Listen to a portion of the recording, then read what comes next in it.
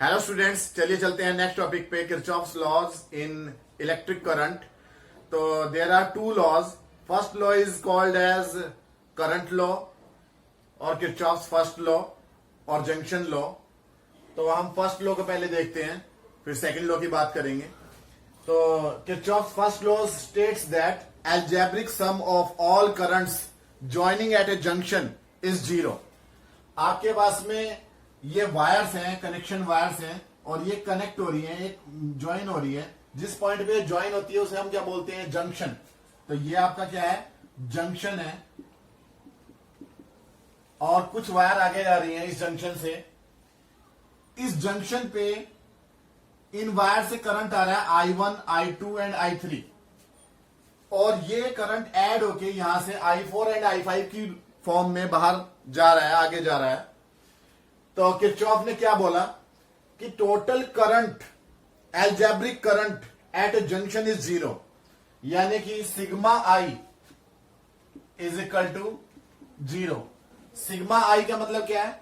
Sigma का मतलब होता है समेशन, और हम यहां करंट को हम उनकी डायरेक्शन के बेस पे हम उन्हें साइन देंगे। वैसे तो आपको पता है करंट जो है वो एक स्केलर क्वांटिटी है, लेकिन जंक्शन की तरफ आने वाले करंट को हम क्या बोलेंगे? Positive current. और जंक्शन से अवे जाने वाले करंट को हम बोलेंगे नेगेटिव करंट। तो यहां पर I1 जो है वो जंक्शन की तरफ आ रहा है, I2 जंक्शन की तरफ आ रहा है, I3 जंक्शन की तरफ आ रहा है, तो ये पॉजिटिव होगा, यानी I1 plus I2 plus I3। और I4 एंड I5 जंक्शन से अवे जा रहा है तो ये नेगेटिव होगा, तो यानी minus I4 minus I5 should be equal to zero. तो ये हो गया आपका algebraic sum.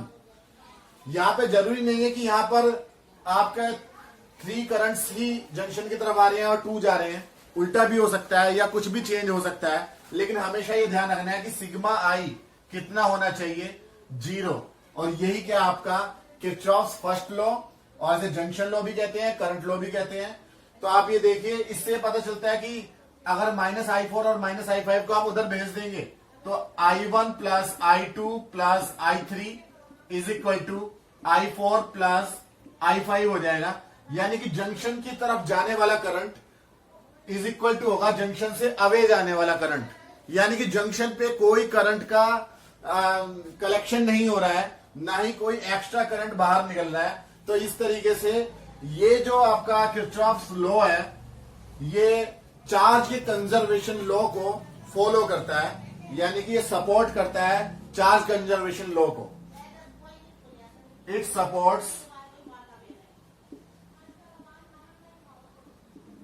Charge conservation law.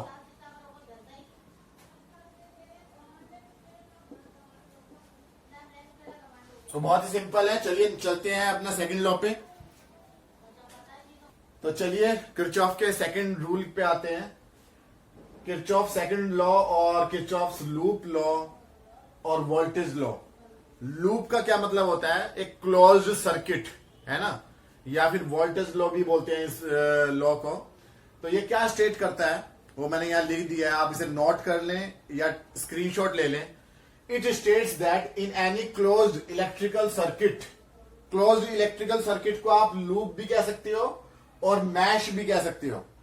In any closed electrical circuit the algebraic sum of all potential differences is zero, यानी कि sigma delta V is equal to zero. और यही क्या आपका sigma delta V is equal to zero ही क्या है? आपकी सिंबॉलिक डेफिनेशन है इस किरचॉफ्स लूप लॉ की। सिग्मा का मतलब क्या होता है? Algebraic sum. और डेल्टा वी का मतलब क्या है? पोटेंशियल डिफरेंस, या आप इसे वोल्टेज भी बोल सकते हो। तो sigma delta V is equal to zero. जहां से हम चले हैं किसी क्लोज्ड इलेक्ट्रिकल सर्किट में, मान लीजिए कि इलेक्ट्रिकल सर्किट है, यहाँ पे एक बैटरी लगी हुई होगी और उसके आगे कुछ रेजिस्टेंसेस होंगे, ठीक है, और घूम के हम वहीं पे आ जाएंगे। तो ये क्लोज्ड सर्किट बन गया। इस पूरे क्लोज्ड सर्किट में जो टोटल पोटेंशियल डिफरेंस होगा वो कितना होगा? जीरो होगा। यही आपका क्या है? किरचॉफ्स लूप लॉ है। इसे अभी हम और एक्सप्लेन करते हैं एक एग्जांपल लेके, आप बने रहिए। इससे पहले इसकी सेकंड डेफिनेशन देख लें, क्योंकि सेकंड डेफिनेशन के हिसाब से भी कुछ लोग फॉलो करते हैं कि it states that algebraic sum of all EMF in a closed loop equals to algebraic sum of products of resistances and their corresponding currents. किसी भी क्लोज्ड लूप के लिए, ये क्लोज्ड लूप के लिए ये बात ध्यान रखनी है, यहां से चले हैं तो वापस यहां पे सर्किट पूरा होना चाहिए, उसमें बैटरी भी होगी, रेजिस्टेंस भी होंगे, ठीक है। यहां कैपेसिटर्स के लिए नहीं है, ये ध्यान रखना। तो किसी भी क्लोज्ड लूप में जितने भी ईएमएफ होंगे, जितनी भी बैटरियां जुड़ी हुई हैं, अगर एक से ज्यादा जुड़ी हुई हैं तब भी फॉलो हो रहा है, ठीक है। तो जितनी भी बैटरियां जुड़ी हुई हैं सभी के ईएमएफ का एल्जेब्रिक सम यानी कि सिग्मा ई इक्वल टू होता है एल्जेब्रिक सम। सिग्मा का मतलब क्या है? एल्जेब्रिक सम ऑफ रेजिस्टेंसेस यानी R and their corresponding currents के प्रोडक्ट के। यहां लिखा ना, sum of products of resistances and their corresponding currents, यानी कि आई और आर का क्या हो रहा है, यहां पर प्रोडक्ट हो रहा है और उसके एल्जेब्रिक सम के इक्वल होता है एल्जेब्रिक सम ऑफ ईएमएफ। तो यानी कि sigma E is equal to sigma I R, ज्यादातर इस तरीके से हम फॉलो करते हैं।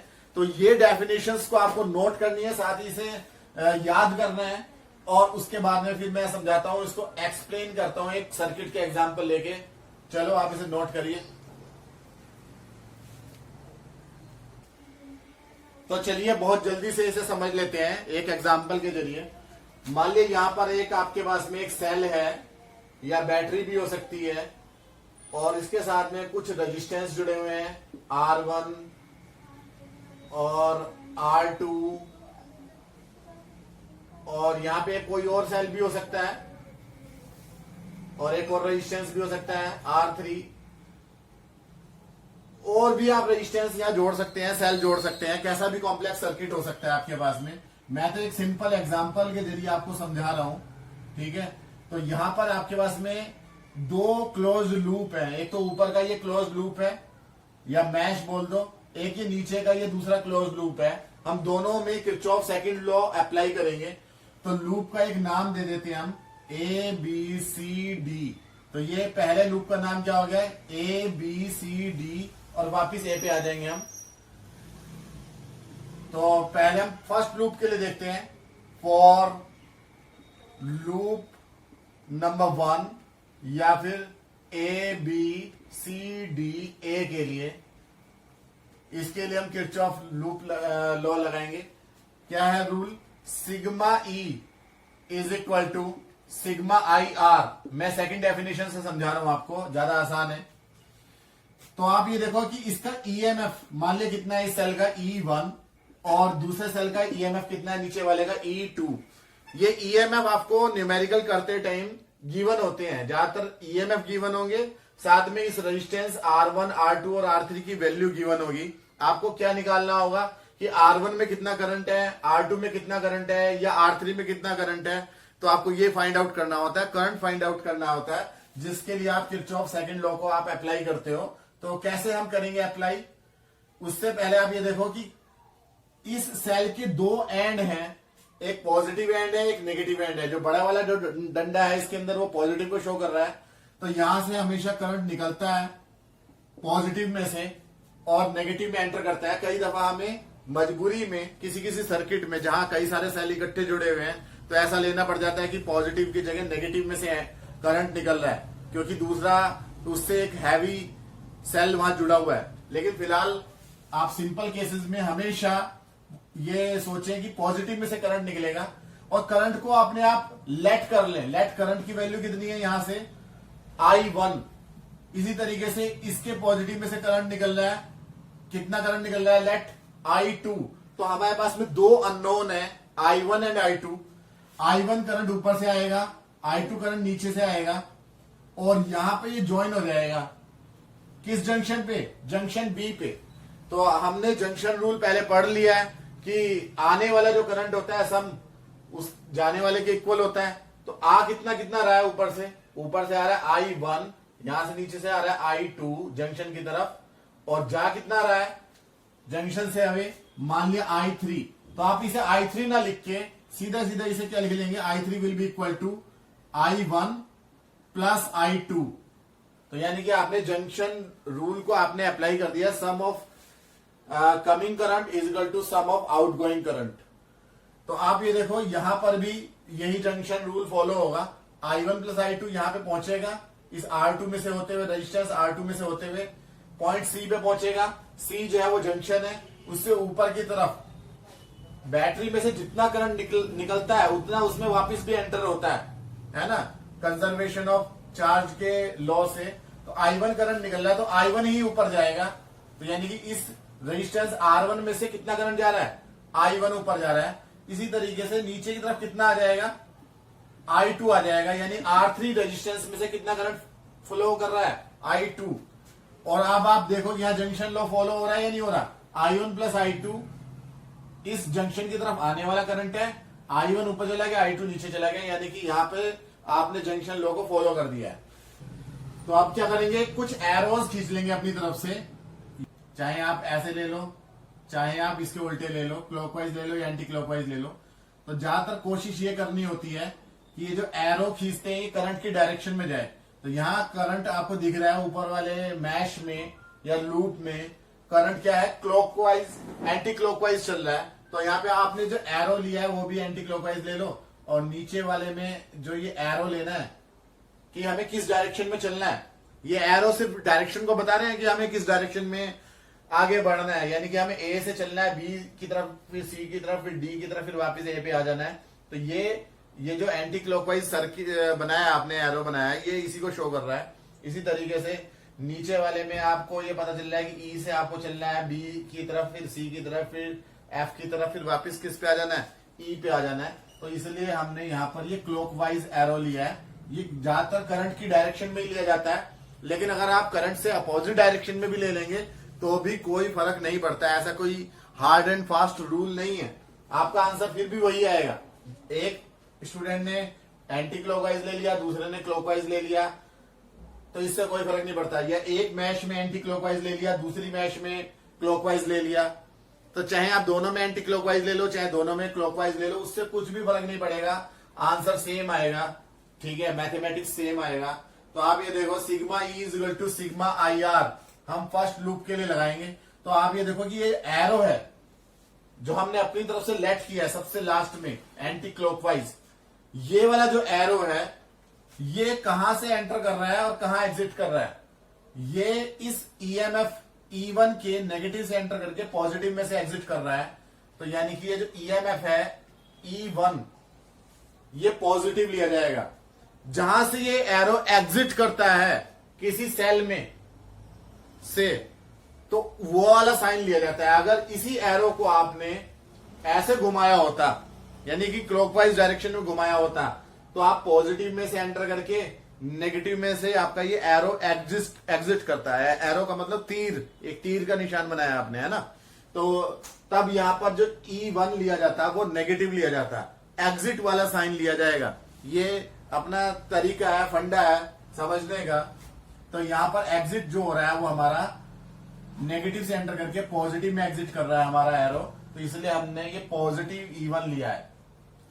फर्स्ट मैश में और कोई ईएमएफ नहीं है, तो यानी कि सिर्फ और सिर्फ E1 की ही बात होगी, प्लस E2 या E3 नहीं आएगा। जहां और भी सेल जुड़े हुए होते हैं या बैटरी जुड़ी हुई होती है तो वहां पर वो भी आ जाते हैं। तो यहां पर तो E1 ही आएगा, is equal to sigma I R. सिग्मा का मतलब समेशन।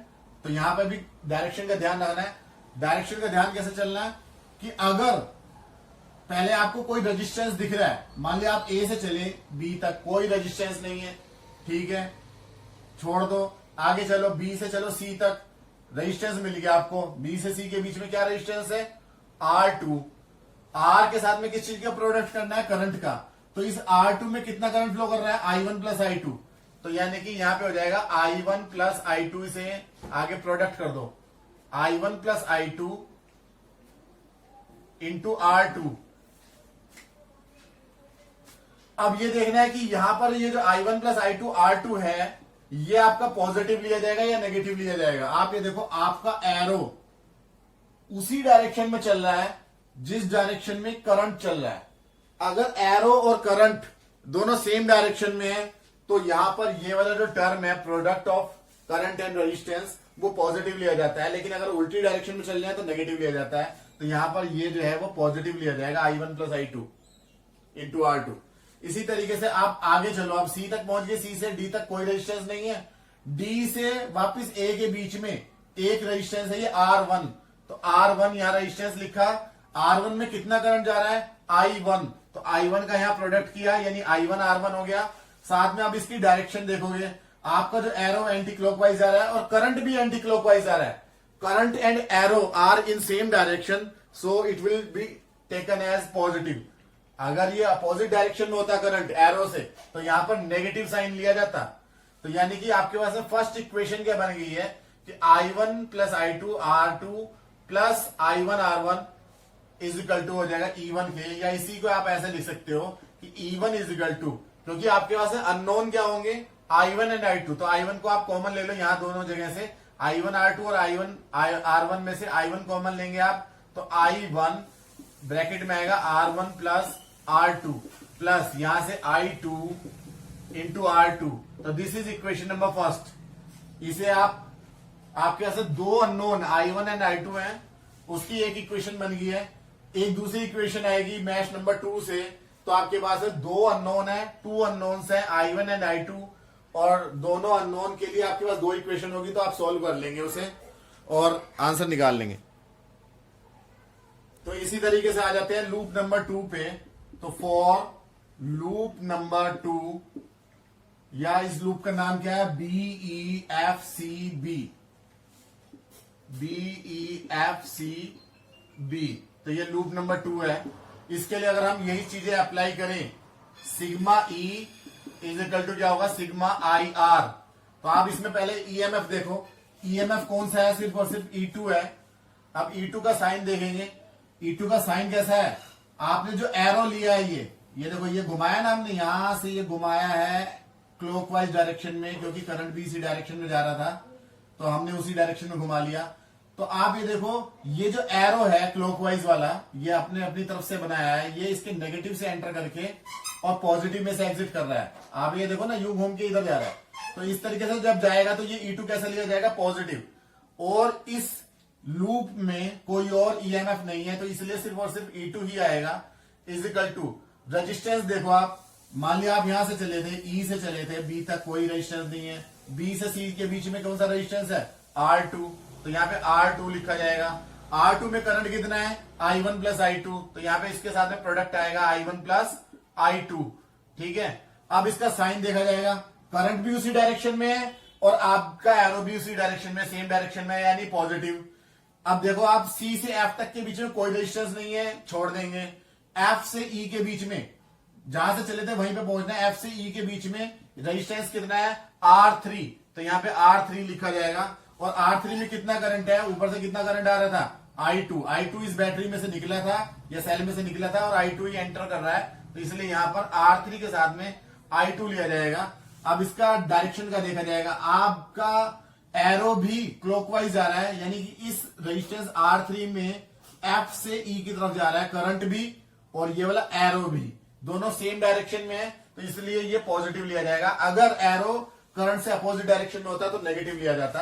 तो फिलहाल आपके पास इक्वेशन बन गई है, इसमें से आप फिर से I2 कॉमन ले लेंगे, तो आपके पास इक्वेशन आ जाएगी E2 is equal to I1 R2 plus I2 common आके R2 plus R3, this is equation number 2। Equation number 1 और 2 को आप देखें, दोनों आपके पास दो इक्वेशन है, जितनी इक्वेशन हो उतनी ही अननोन हो, तो इक्वेशन हमेशा सोल्व हो जाती है।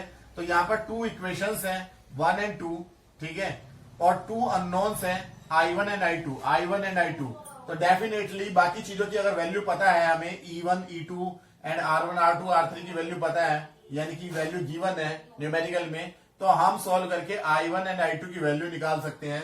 यानी सोल्व करके पता लगा सकते हैं कि इस रेजिस्टेंस R1 में कितना करंट है, वो I1 के इक्वल होगा, R2 में कितना करंट है, वो I1 प्लस I2 के इक्वल होगा, और R3 में कितना करंट है, वो I2 के इक्वल होगा। तो इस तरीके से हम अगर प्रैक्टिस में लेंगे तो धीरे धीरे हम सीख जाएंगे।